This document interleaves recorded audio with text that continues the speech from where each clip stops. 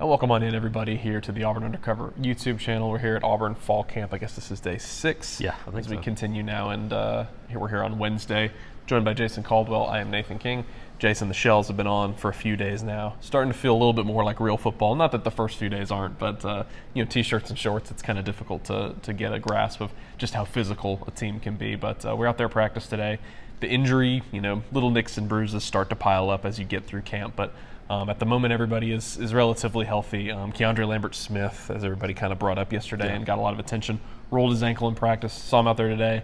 Don't expect that to be much of an issue. Keontae Scott was also inside working by himself. At the moment, they're still pretty healthy. Those guys may miss a couple days of practice, but for now, they're pretty healthy on the injury front. You start to get out there and you can work out and run, do all those things. When you start to get in these football and you wear out and it's hot, that's when you start to worry about some of those things. But so far, so good. It's just something you're going to deal with when you get into camp. You have this many guys out there. You're going to deal with some of those things. Hopefully, you avoid the big injuries. And so far, they're able to do that. Obviously, heading towards Saturday, when what we think will be a little bit of a scrimmage situation. I don't think this is not going to be a big full-blown scrimmage on Saturday, but I think we'll get to see some things on Saturday. But yeah, they're getting ready to put the pads on. Then you start to kind of figure out maybe a little bit more. Let's talk about a few guys who have stood out here so far. Somebody that first comes to mind for me, J.C. Hart. Today was in a non-contact jersey. I think it's just a minor, I don't even know if it's an issue for him right now, just something they're kind of monitoring, not wanting him to be in full contact, but was going right up with Auburn's receivers, had a fantastic play working against Perry Thompson. JC was a guy that you and Christian watched a lot at the high school level. What did you see out of him in terms of his physical traits and now what he's able to do here? It seems like he's kind of surging this preseason in that cornerback competition. Just long and athletic. That's the first thing you saw. Long, athletic, and speed. And when they played at Lochapoka, 1A school, didn't get to see a lot of passing game. Didn't have to worry about covering a lot of guys, and it was just mainly athleticism that you saw. And so now that's translated as you get a chance to kind of learn some fundamentals and some of the finer points of the game. You see it for him and Antonio Kite both. Antonio Kite very similar too, in that he was a basketball guy that played football, but those are two guys that have all the athletic ability. They got length. They can get up and make plays. Those are two guys that may be as important as anybody on this roster to see those guys develop in camp. Yeah, certainly. You look at Kay and Lee and Keontae Scott like that. These guys' roles just take on a lot of importance just because of how unproven that depth is behind them. You mentioned Antonio Kite. We'll stay in the secondary there. It seems like those two guys at cornerback, Jay Crawford as well, the freshman, but I think right now maybe there's a little bit more emphasis on those other two guys. At safety, really closely contested competition right now between Sylvester Smith and Caleb Wooden. Yeah, you got a bunch of guys, and that's the thing about it. The secondary is you don't have a ton of experience, but there's a lot of players and there's a lot of athletic, really talented guys that are pushing for playing time. Two similar type guys, I think, in that Caleb Wooden's a guy that has continued to just improve, get better and better. Sylvester Smith is one of those guys that has that Charles Kelly feel, and of the guys that he's played with at Florida State and Alabama.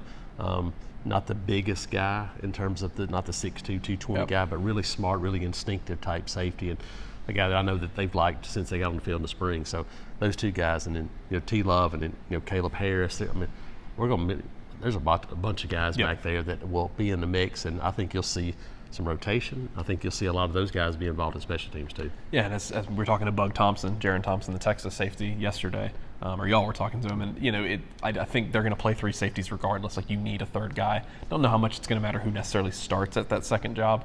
Also, Caleb Wooden is a guy who has a lot of experience at nickel, so he'll probably be able to contribute there as well. Jason, the defensive line is something that we went into camp with a big microscope on. We've learned a lot about them over the last few days. Seems like, again, another position where it's pretty even. I don't know if anybody is really pushing up above anybody else. Isaiah Rakes has looked phenomenal there at that nose tackle spot.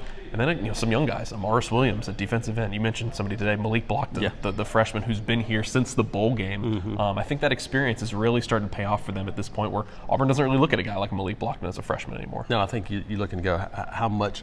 We know one thing. We talked to Montrell King Williams a few weeks ago on a video, and he said, look, we're going to play a bunch of guys. He said, hey, 8, 9, 10, 12.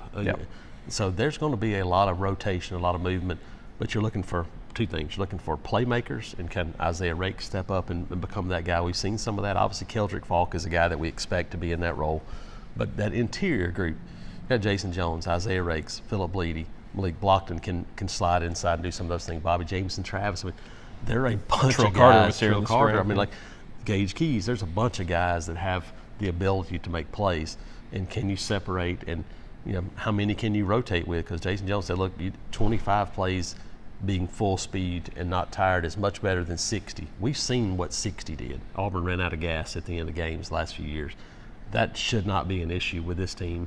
Can you find a couple of guys to step up and take on a playmaker role? That's the goal. You mentioned that sort of pseudo scrimmage they're going to have on Saturday in the stadium. What are you looking for in that practice session? We'll be able to observe. We'll have some notes for you guys at Auburn Undercover because we know who the guys are on both sides of the ball. I think we have a pretty good idea of these lineups, but I'm interested to see who's, once it gets live, for lack of a better term, who's going to be able to be a playmaker in a situation where you're in the stadium like that. I think that's it. I think that's what you're looking for. Playmaking ability, consistency, both sides of the ball offensively. What does the offense start to take a form of? And we know they're going to be able to run the football. I would not expect them to go out there and run it 75 times in a scrimmage on Saturday. Try to mix it up some, but like I said, I don't think we're going to see a bunch of the playbook.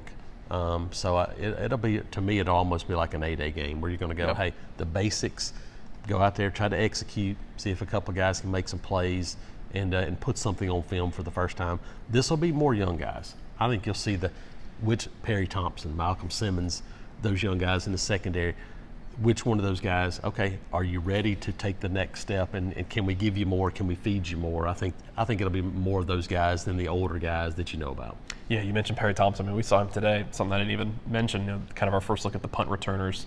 You got 6'3", 220-pound Perry Thompson out there returning punts, but I know to you guys who watched him in high school, because of his explosiveness, that doesn't come as a huge. It's not a gimmicky thing. Like he legitimately could do that for them. No, he's that athletic, and then Bryce Kane's another guy that's a very different kind of guy. Straight line speed, really. Perry's a guy that has that juke, can do some of those things, and obviously can make big plays. And so, very different look. And obviously, Keontae Scott's a guy that can do it. There's some other guys, but I think hey, let's take a look at these young guys. Right. I think that is the theme for maybe the next few days. Yep. So like we said, be in the stadium on Saturday. We'll have all that stuff for you guys at Auburn Undercover. Talked to Brandon Frazier today, and kind of what the biggest difference is between last year's offense and this year's. And he said maybe a little bit quicker tempo with the RPOs. You'll see them kind of going hurry up every play. And so we'll see what that looks like on Saturday. For Jason Caldwell, I'm Nathan King. Be sure to keep locked into Auburn Undercover. Talk to y'all soon.